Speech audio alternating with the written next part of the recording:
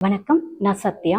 PSG மருத்துவமனையில் hospital counselling சென்டரில் இரத்த வங்கி பிரிவில் மனநல ஆலோசகராக பணியாற்றிட்டு இருக்கேன்.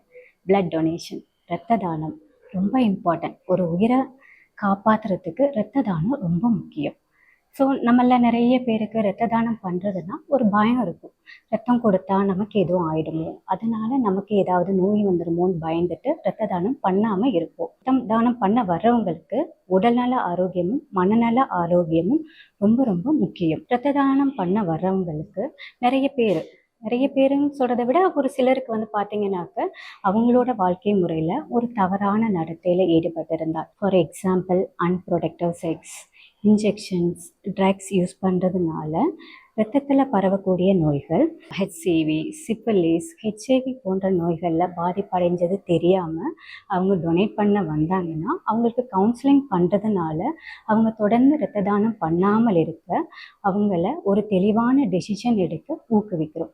ப்ளஸ் அவங்கள இதுக்கு தொடர்ந்து சிகிச்சை எடுக்கிறதுக்கும் அவங்கள நம்ம அப்ரோச் பண்ணுறோம். ஃபர்ஸ்ட் டைம் பிளட் டொனேட் பண்ண வரவங்க ரொம்ப பயமாகவும் பதட்டமாகவும் இருப்பாங்க. ஸோ அவங்கள மனநல ஆலோசனை வழங்கி மேலும் அவங்கள தொடர்ந்து இரத்த தானம் பண்ணுறதுக்கு ஊக்குவிச்சிட்ருக்கோம்.